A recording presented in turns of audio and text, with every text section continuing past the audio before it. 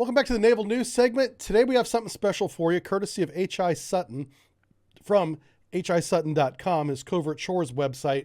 He has put together a list, a guide, if you will, to North Korean Navy submarine and their capabilities. The reason why we're reviewing this, one is a refresher for myself, and probably some new information for you guys to see what kind of submarines North Korea has been building. And they do have one that is pretty capable. And it's the one you're looking at here, called the new Gorey class ballistic missile submarine. And we're going to read about how they built all these. Let's start with the piece. Let's read. H.I. Sutton writes, with approximately 70 boats, North Korea has the second or third largest fleet of submarines in the world, only after the United States and possibly China. While the submarines themselves may be small and antiquated, the men who man them have a proven track record of loyalty, discipline, and basic naval competence, aggressive leadership. Under the regime of Kim Jong-il, 1997 to 2011, they were involved in a series of operations in South Korean waters. For instance, 26 March 2010, one of them attacked and sunk a South Korean corvette, the Chunan. That was a big mess because they actually sank a South Korean warship with one of these submarines. And that they were very lucky that didn't kick off a war between the two.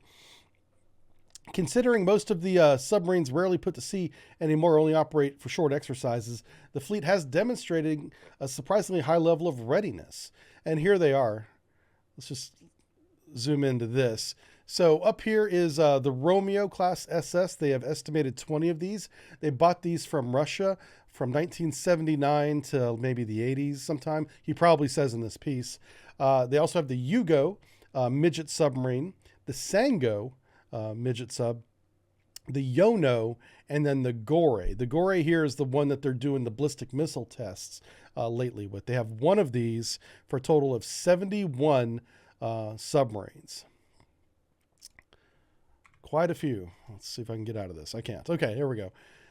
All right, let's start with the Indigenous submarine program. North Korea started its Indigenous midget submarine as early as the 1960s with a crewed two-man being captured by the South in 1965. Its crew had abandoned it after it was caught out by a receding tide in the Han River. So they actually took one of these little things up the Han River, but then when the tide went out, they were left high and dry. It just happens that way. They should have planned their trip a little bit better. So the South Koreans captured it, put it on display, and said, hey, look at the provocative action of the North. According to declassified CIA documents, North Korea imported 6 16-meter-long midget submarines from Yugoslavia in 1973 to 74. It says, note that I've been unable to substantiate this or tie down the design. Yugoslavia did have submarines building capability, but was not producing midget subs for its own use at that time, 1973, 1974. But that's where the name Yugo comes from, because there was a Yugo class submarine operated by Yugoslavia back then. So whether somehow they ended up in North Korea, so either they bought them from a third party or they bought them right from Yugoslavia. It's a 32-meter midget design with 2 external torpedo tubes that were launched in 1984.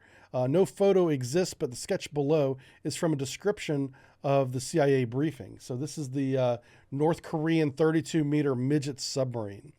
You know, an artist rendering of what we think it is. And this is an external tube, you know, basically on the side of the hull there. They have a single 41-meter submarine that was constructed at the same time, possibly earlier. This is this also has a cutting bow, like the 32-meter type.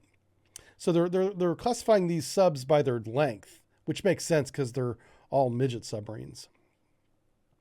All right, let's talk about the Yugo. Here we go. We got a nice picture of it right here. So the Yugo, you know, very simple, small submarine. Did go to sea, and Yugoslavia did operate these. Okay, very few, if any, operational of the 18-meter or 21-meter Yugo class boats remain in service. However, the 24-meter version, sometimes known as the P4 type, is in service and has been also exported to Vietnam. This is a neatly laid out design with streamlined bow and clean lines, except for the unusual stern configuration with the hydroplanes and dual rudder beneath the hull. Yeah, let's see if they have a picture of that somewhere. No, they don't. But yeah, it's got 2 little rudders down here instead of like a big tall one that you would normally see on a submarine.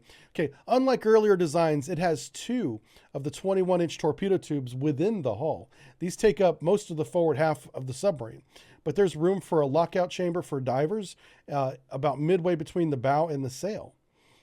This exits out of the top casing. A modest sonar sensor fit allows the boat to operate both inshore ISR, that's intelligence, surveillance, and reconnaissance platform, including special forces. Yeah, with that lockout chamber, they could, send and release divers. So apparently, there's supposed to be 2 21-inch torpedo tubes here, but I don't see any torpedo tube doors.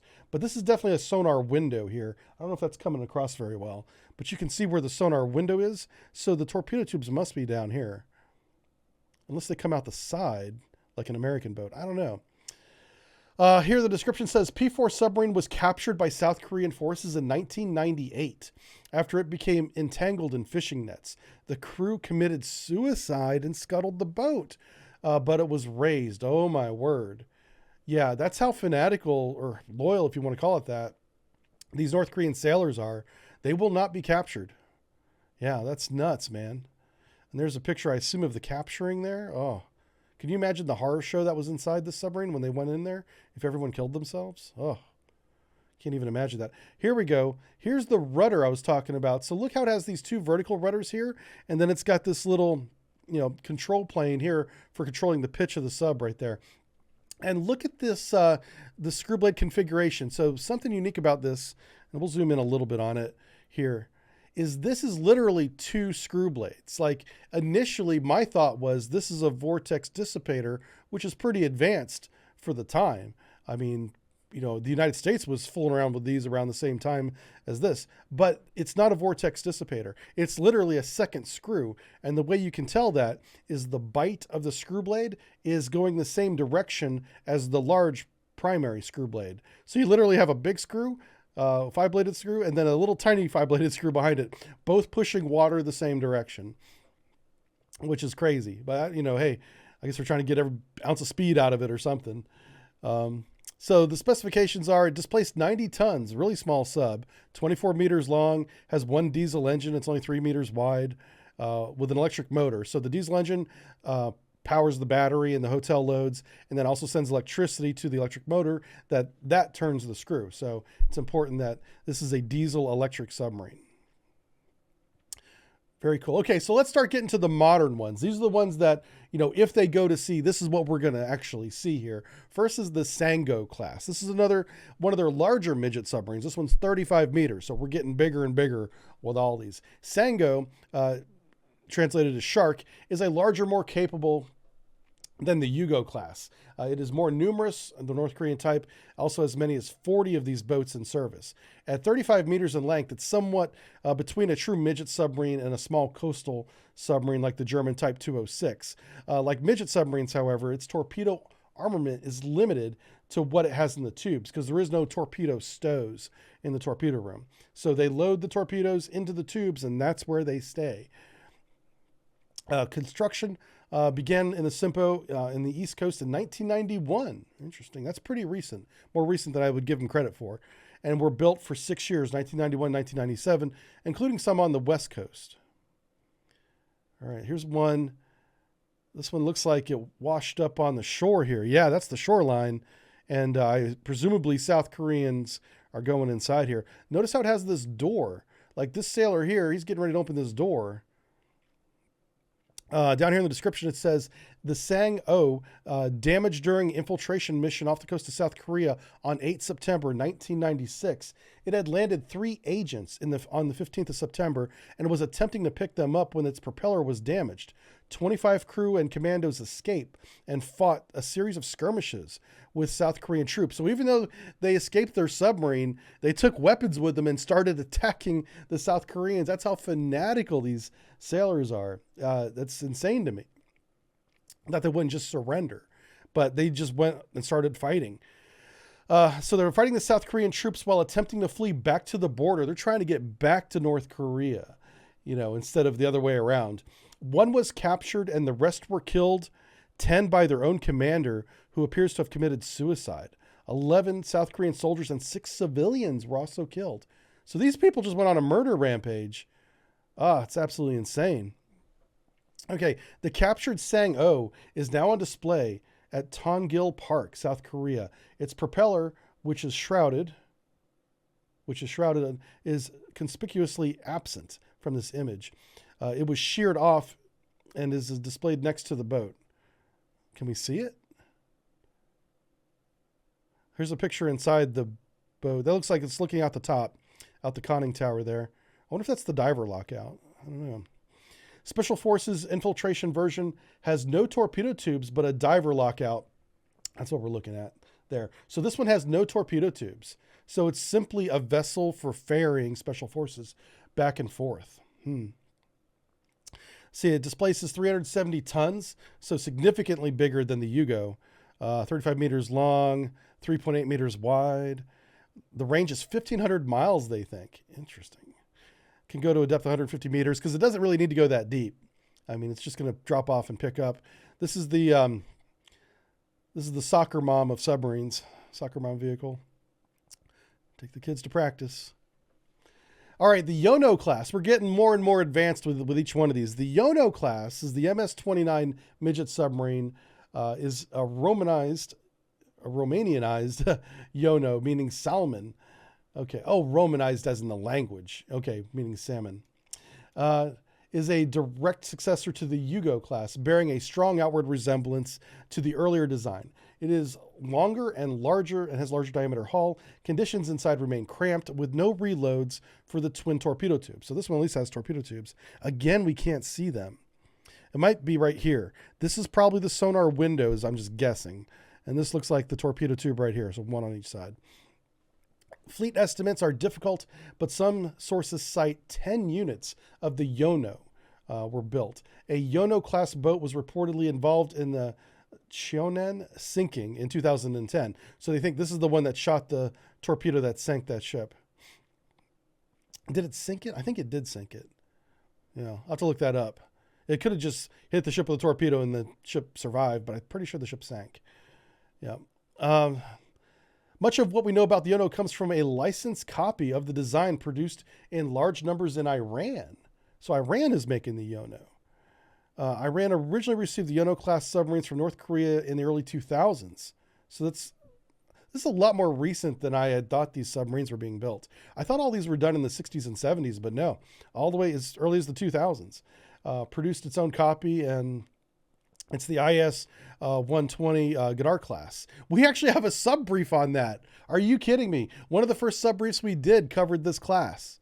Yeah, it's one of the older ones. So if you go to the subbrief playlist, you have to scroll down a lot. It's one of the very first ones we did. What?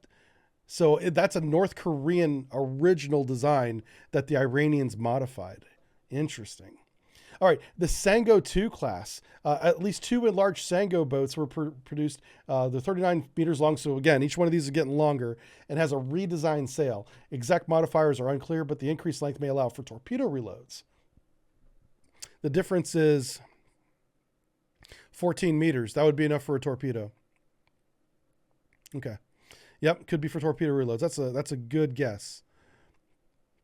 Here it is on the surface. Sorry, these pictures are kind of blurry. So that's not your screen. Don't just adjust your settings. Okay, now we're getting to the good one. This is the Gorey. This one is the Ballistic Missile Submarine, SSB.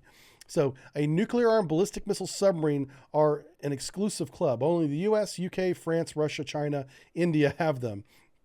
I guess now in the North Koreans do as well.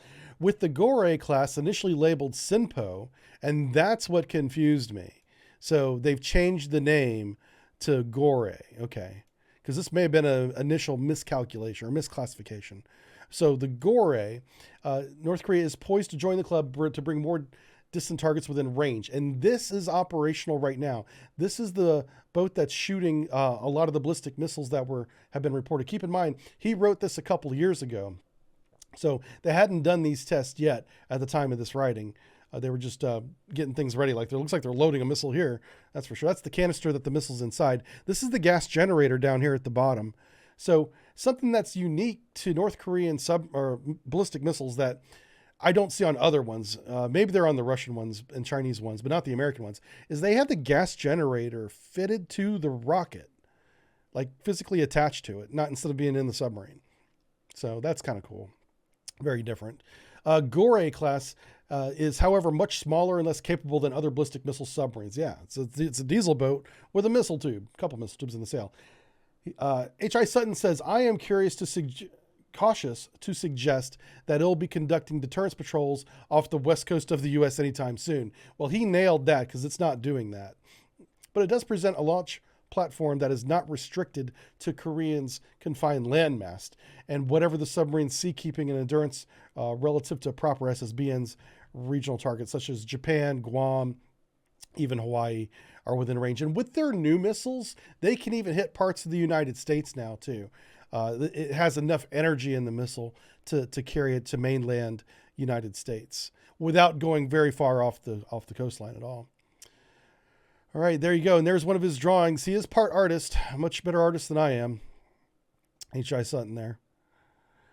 All right, so the Gorey carries the NK-11 or PK-1, North Star 1, Polaris 1, all the same missile, submarine launched ballistic missile in the sail. The configuration is similar to the Soviet Gulf ballistic missile submarines, some of which were scrapped in North Korea, but the similarities still exist.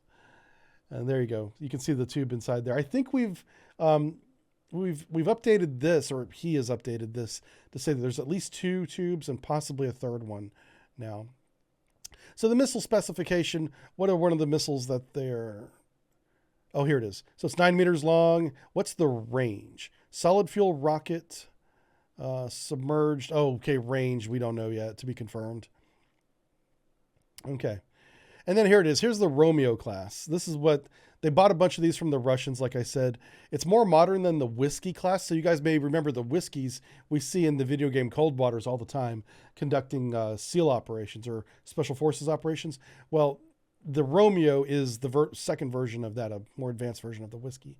The Romeo class are the largest submarines in the North Korean inventory. 7 boats were imported from China in 1973, and the construction of the first 11 local versions took place with Chinese assistance at Sinpo shipyard on the East Coast from 74 to 79. Production resumed probably without Chinese help from 1985 to 1996. So they got these from China, not from Russia. Interesting. That's important. As many as 20 people are reported in service, although numbers are likely declining over time. Yeah, originally designed in the 1950s, the Russian Romeo class is the modest anti-shipping threat in the Yellow Sea. Yeah, and here you can see there's Kim Jong-un right there. He's on the bridge there. I like how the bridge kind of sticks out here a little bit. It's got these windows. They can take out these windows before they submerge. I don't know if they do, but they're replaceable. Taking the dear leader out for a little visit. Yeah, Kim Jong-un was on there. It says it right there. So the displacement there, 1,700 tons submerged, much larger than any of their midget subs by quite a bit. 76 meters, 6 meters of beam, 15 knots on the surface, 13 submerged, because it doesn't have the new albacore shape hull. It still has the World War II era design where it's faster on the surface because of the drag. Crew of 64 people. And the endurance at 9 knots with snorkel is 3,800 miles or 260 miles submerged on the batteries. That's still pretty good. 260 miles submerged on batteries is quite the distance. Keep in mind, these submarines don't need to go very far. They're just patrolling around the Yellow Sea and maybe the Sea of Japan. Has 8 torpedo tubes because that's the way the Russians designed them. They're like, they want to be able to shoot a lot of torpedoes all at once. And this is still in the day when they had aft-facing torpedoes. And 14 total weapons on board. There's a few more pictures. Look at this. They're sailing in formation here, 4 of them. It looks like they might have lost one. I imagine there's supposed to be one right here, and there isn't. Anyway, yeah, this all comes from H.I. Sutton's Covert Shores website.